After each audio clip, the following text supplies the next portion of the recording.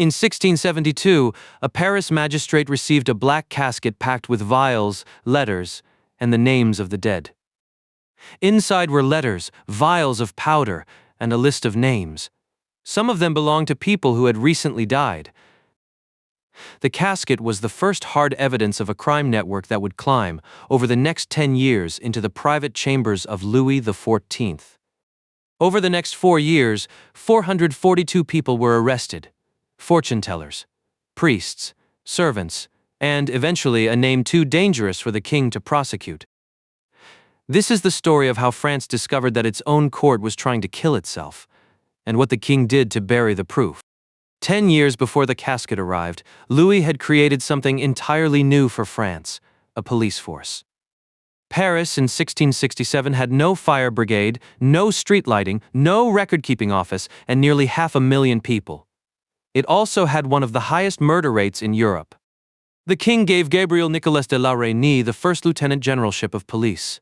For 30 years, La Reynie would be the most powerful investigator in Europe. La Reynie didn't write reports. He built an archive. Every interrogation was copied in triplicate, one set for the king, one for the record.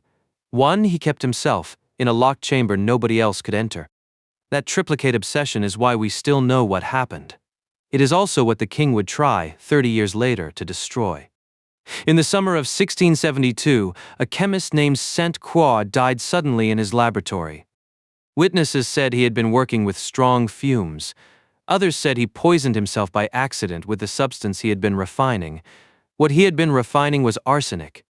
A clerk opened his lockbox and found what became known, in later investigations, simply as the casket. Letters, vials, a list of clients. One of the names on the list was the Marquise de Brinvilliers. Prosecutors said she had slowly poisoned her father and then 2 brothers, one after another, to get the inheritance. When she went to the scaffold in 1676, her confession convinced La Reynie that the casket was not one family crime. It was a market. Madame de Sévigné wrote to her daughter. The procurator general, she said, had trembled at what Brinvilliers confessed. Half the people in Paris, she wrote, were in it. She was right. And La Reynie started pulling the thread. Over the next 3 years, informants told La Reynie about a hidden market operating in plain sight. A Paris aristocrat could walk into one of 100 backroom consultations and begin with something that sounded almost ordinary: a husband who refused to die, a pregnancy that could not be seen, a lover who had gone cold, a place at court that was slipping away. The fortune-teller referred her, quietly, to a supplier. The supplier dealt in 3 commodities: arsenic, datura, and black masses, sacrilegious rituals performed by defrocked priests, meant to bind a wish to the unborn or to curse a rival. At the center of that supplier network was a woman named Catherine Voisin. Everyone called her La Voisin. She had started as a fortune-teller. She had become the most connected criminal in Paris. When La Reynie built his ledger, almost a quarter of the people accused in the investigation were members of the French nobility. The poison market was not a fringe. It was an aristocratic pastime. On the 12th of March, 1679, police raided La Voisin's house in the Villeneuve-sur-Gravois district. They found poisons in the cellar, rosaries for black masses in the attic, and in the garden, later testimony alleged, a half-buried oven used to burn infant bodies. That allegation was what turned the case from a poison inquiry into something uglier. Behind the powders and the prayers was a market for desperation. Women terrified of scandal, women terrified of losing lovers, women willing to pay to make evidence disappear. Over 8 months of interrogation, La Voisin named clients, hundreds of them. And one of those names made La Reynie stop writing. In October 1680, a minor figure in the investigation gave a deposition that named the king's own mistress. Françoise Athénaïs de Rochechouart, Madame de Montespan, had been the king's mistress for 13 years. She had given him 7 children. She was, in every way that mattered at court, a queen in all but name. A witness named Lesage testified that for more than a decade, Montespan had been a client of La Voisin's. He said she had commissioned black masses to hold the king's affection. He said she had discussed poisoning her rival. When the transcript reached La Reynie, he sealed it and wrote to the king himself. In his private notes, La Reynie called it an abomination without a name. If the testimony was true, he wrote, the king could not be told. If it was false, the witness had to die for telling it. The king's response was to build a court designed to keep the scandal inside a box. He called it the Chambre Ardente, the burning chamber. It met in a windowless room in the arsenal.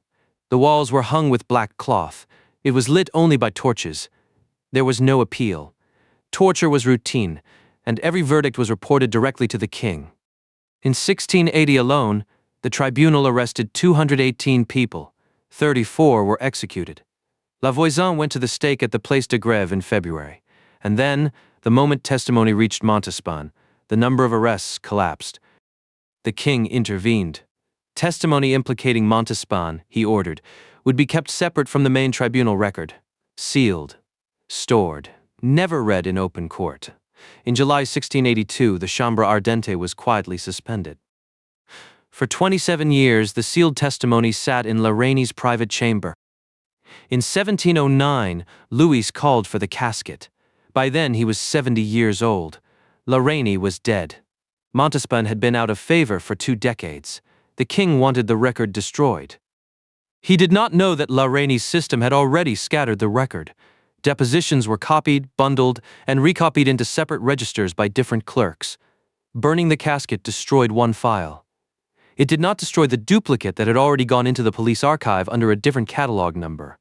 109 years later, during the Revolution, a researcher looking for documents about the old regime pulled a box off a shelf in that archive. Inside was a second set of transcripts from the affair of the poisons, including the sealed Montespan file. We know the story because of 2 things the king could not control: the triplicate habit his own lieutenant of police had built, and the archive that outlasted his reign. When Voisin edited the surviving papers in the 19th century, he wrote that Louis's passion for secrecy was, paradoxically, why the truth was preserved. A state that writes itself down, even in secret, cannot fully erase itself.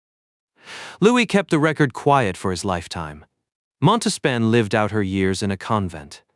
Nobody was ever prosecuted for what she was accused of.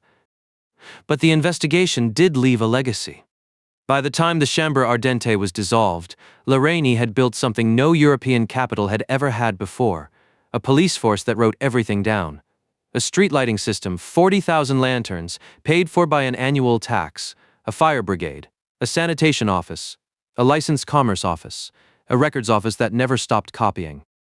By the 1680s, Paris was the first European city in which an ordinary person could walk home at night. That infrastructure was built, in part, because the poison investigation had shown what was happening in the shadows. And the archive. The archive was the quiet revolution. It was not one box or one cupboard. It was a machine of clerks, duplicate registers, shelf marks, and cross-references. Every interrogation, every license, every street watch entry could be turned into paper, and paper could be filed against the very elites who assumed rank would protect them. Anne Somerset, the modern historian of the case, put it this way: the king had created a weapon that could be turned against him. He solved the problem by trying to destroy only the parts that pointed at his own bedroom. The casket is the image that survives the whole affair.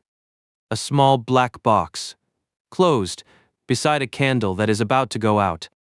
When the king burned the papers, he thought he was closing the box for good. He didn't know a clerk in another office was holding a copy. He didn't know the archive would outlast every person who had ever touched the case. He didn't know the thing he had invented, in order to investigate a crime, was the thing that would remember the crime forever. 109 years after he burned his copy, someone opened theirs. And the affair of the poisons, which Louis XIV had tried to end, became something else entirely. It became what we call history, which is another word for what the archive forgot to destroy. The casket is still somewhere in the French National Archives. Closed, quiet, and absolutely legible. The king is not, the clerk is not, but the copy is.